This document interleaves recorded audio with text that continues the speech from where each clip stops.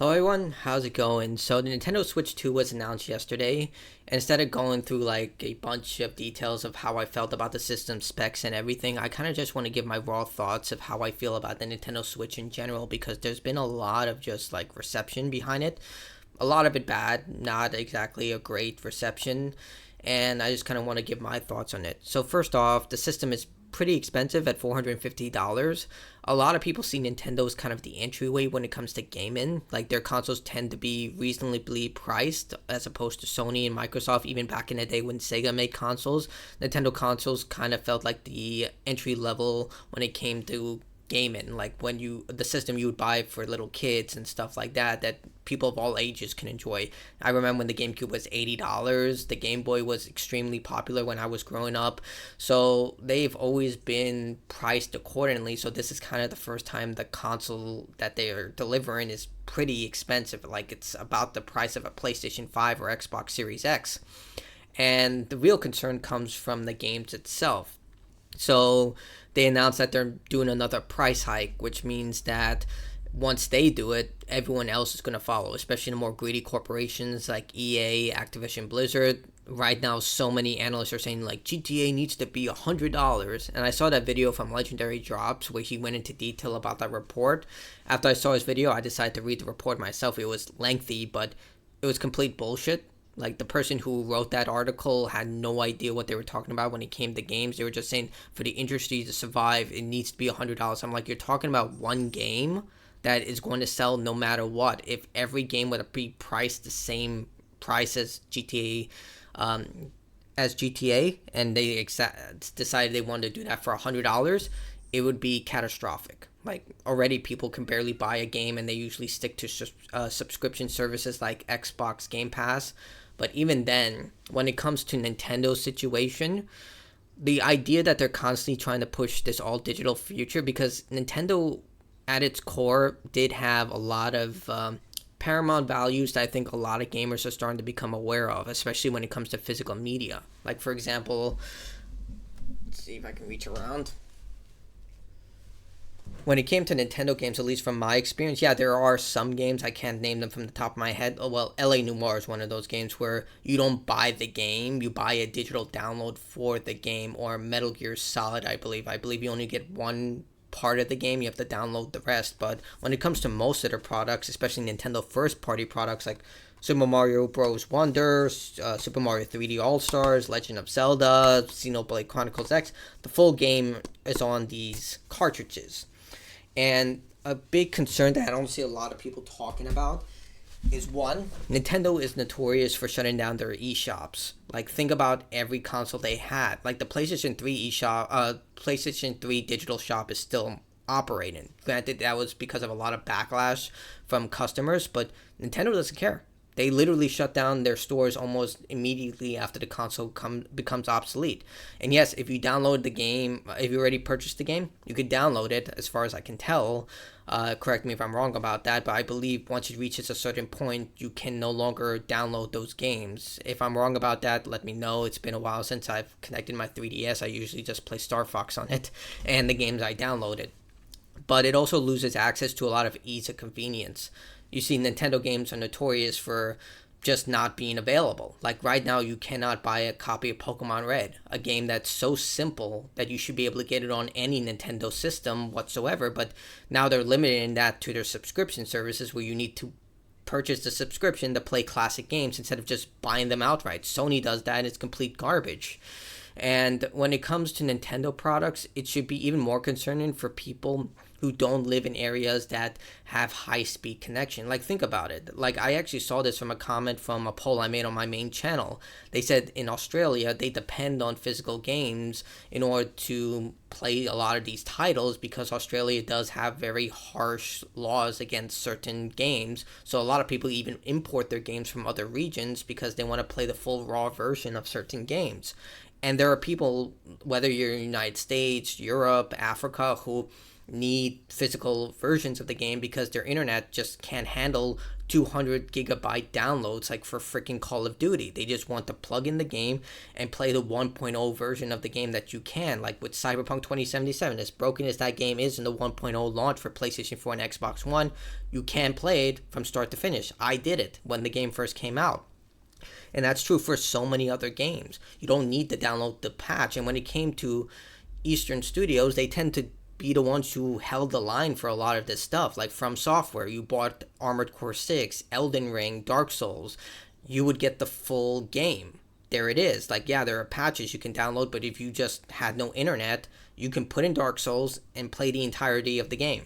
But with Western studios, they're, especially like companies like Microsoft and Sony, we're seeing this push where they want you to be dependent on their digital services. I feel like a parrot because I've said this so many times, but it should be concerning to you. If you bought a physical version of Starfield or Halo Infinite, you do not get the full game. You have to download the rest, which should be alarming to you. You paid for this disc. I think there should be a law out there that says that, hey, if you purchase a physical product, you should be able to use that physical product, like Ross from Accurst's Farm is doing that.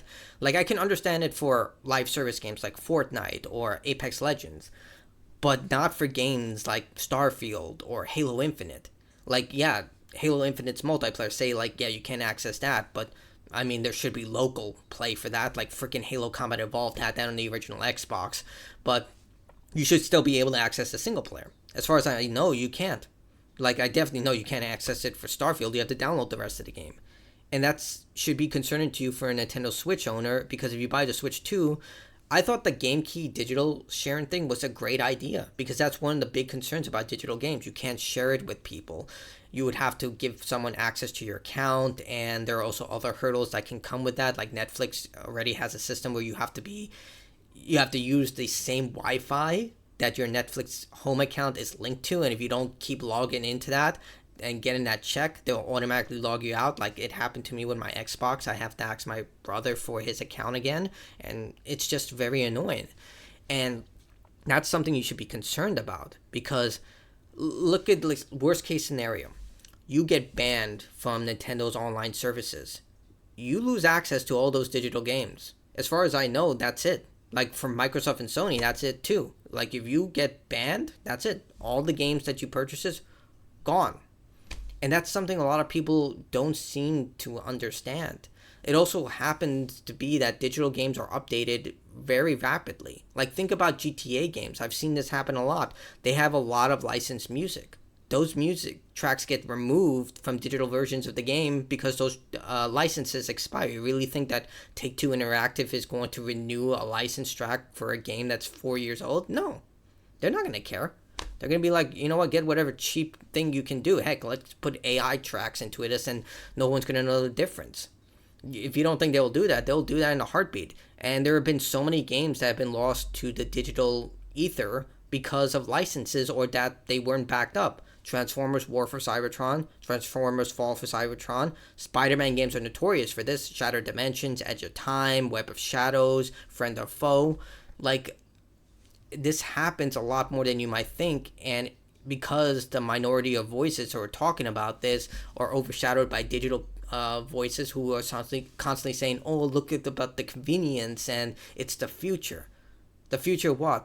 Not owning the game that you purchased? Like, with Mario Kart World being the first stepping stone of this, where it's $80, $90, you're not even paying for a physical game. Like I said, with the Game Key, you have to, like, I know for a fact with Kirby, the updated version, which is also BS because, you know, updated versions used to be free. Well, for the PlayStation 3 and Xbox 360, you had to pay $10 to upgrade from those consoles. But then with the PlayStation 5 and Xbox Series X, Microsoft gave it for free. Sony tried to charge you once Horizon Forbidden West came out, but the backlash was so bad that they decided, you know what, this is going to be the last game that we're going to offer free upgrades. So, yeah, that was a thing, and they should have given you free upgrades for this, but, you know, it is what it is, like tariffs and inflation and all of that. But the fact that the game is not even in the box, then it's a waste of time to even print the box. Like, what's the point? You're getting an empty box with a make-believe cartridge that you put into the console, and you have to pay extra for this? Are you kidding me? Like back in the day, and I'm 35, so I'm pretty old.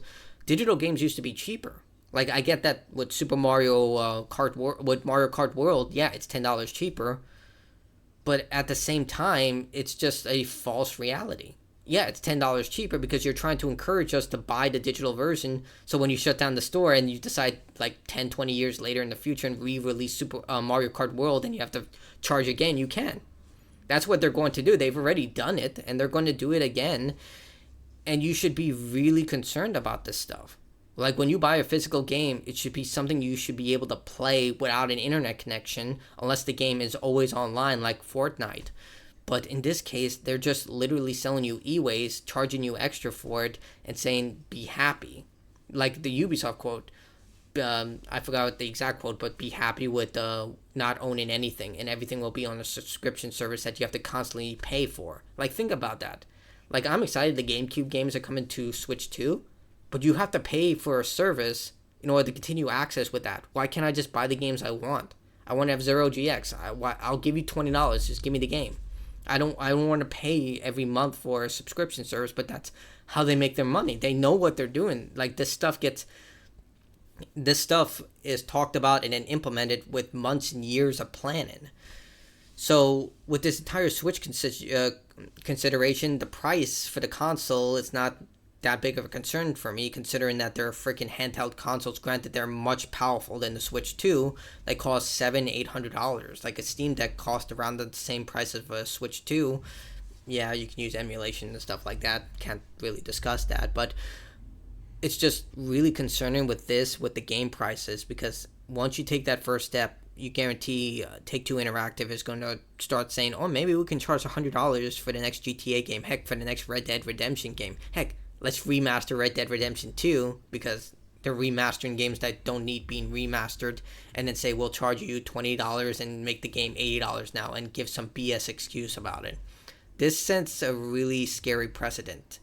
And what I was thinking about this for the last day, and I was thinking, would Satoru Iwata have wanted this? I know that seems like a very left field thing, but when it comes to the face of gaming, I really think that Satoru Iwata should be the person as the face of gaming. Considering all the contributions he's done for gamers, the guy worked himself until his last breath for gamers. It was because of him we got Pokemon into the West. And most importantly is that, and this is something that a lot of people make reference to, rightfully so, is that him, along with a lot of other Nintendo executives, took a pay cut when the Wii U failed so no one would lose their jobs. You would never hear about that from a Western studio. Like, you would hear the opposite, where they would take a pay raise and cut a lot of people's jobs. That's notorious among Activision Blizzard. But in Japan, it's different. And the fact that they're starting to adapt Western beliefs is very concerning to me. I think, like, when you think about how people keep saying that the gaming industry is failing, and in a lot of ways, yes, it is stagnant when it comes to creativity, Japan is soaring. Like, people love Capcom, they love From Software, they love the Game Science, even though they just delivered one game. But Black Myth Wukong was freaking amazing. And Nintendo, yeah, Bandai Namco, fucking yay. Like HAL Laboratory, hell yeah. Like, Japan is thriving. Japanese games have always been the best, and they've always, in a way, been the beacon of hope for me. Look, I get that they're a company. Companies are not your friends. They're there to make your money. But it was kind of that just little sliver that you had, that Japan would just be the ones who would be like, no, we're going to keep to the classics. Like, Nintendo is one of those companies that have always kept classic beliefs. And yeah, it may be fun to poke fun at them in a way, but those classic beliefs are what kept a lot of really positive things within gaming. They've always been gameplay first. That's how we get incredible games still with The Legend of Zelda, with Super Mario. We haven't seen Star Fox for a while, and I'm disappointed about that, but Star Fox 64 is such a groundbreaking game that it still holds up to this day. The 3DS remake was absolutely astounding. Like, they need to bring that to the Switch. And now that they're adapting these practices that we see Microsoft doing and Sony doing, at least Sony of America, and it really just breaks my heart in a way, because now the console that was supposed to be entry level for a lot of people who are probably going to buy for their kids, like I do have a friend in Canada who I'm really concerned about. All her kids play Nintendo Switch games. She's probably going to look at that and be like, I can't afford this. And that even hurts more. Like, most of the people who want to buy this console are going to be for their kids, and they're going to see the console already cost an arm and a leg. especially in Canada, which will be even more expensive. I think the game, like for the United States, it's $90 or €90, which is even more expensive over there. But then with Canada, it's probably going to be what, $120 Canada?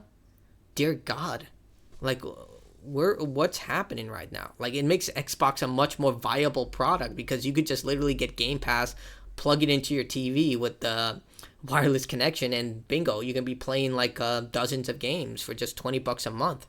And the catch up to the price of a Nintendo Switch, it will take years. Like that should be really concerning when Microsoft is the budget friendly option.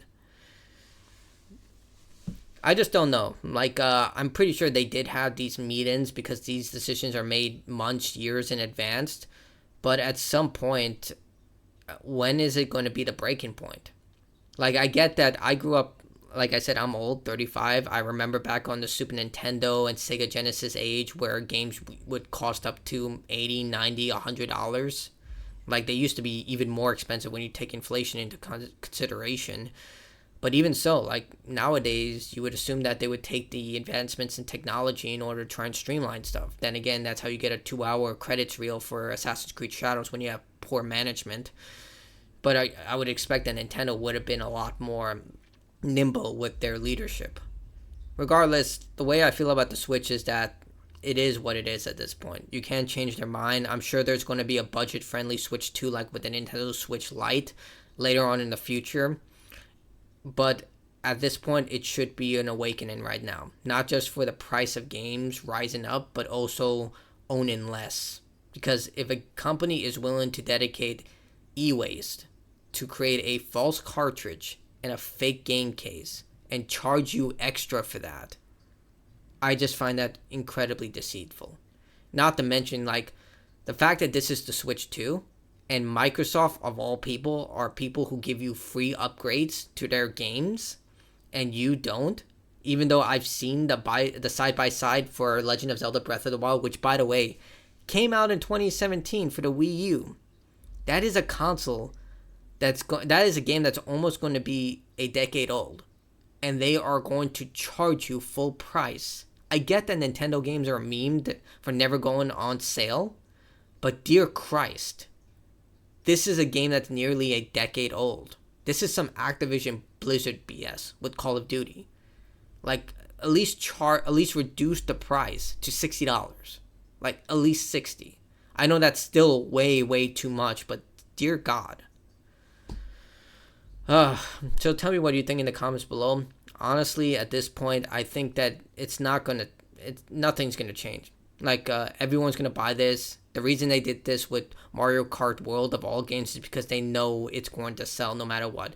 Every kid, every adult is going to buy that as their default game. Like, those games sell millions upon millions of copies. They continue to sell even after their shelf life. Like, look at Mario Kart 8. That game sold and sold and sold. And this game, I've seen the gameplay previews. It looks extremely good. Like, I'm not going to doubt that. It looks really good. But, yeah. It's just going to be another way for them to justify selling games for that much money. But that's it for me. I've rambled on for about 18 minutes about how I feel about this. But tell me what you think in the comments below. I love to hear other people's varying opinions. For people who have really bad internet connections, I feel bad for you. I really do. Like, I actually genuinely feel bad for you because you're going to suffer the most. And just because your voices are lower than everyone else who have like access to decent internet, it just seems like you're being shoved aside. But that's it from me. Tell me what you think in the comments below. Like, dislike, your choice. Goodbye.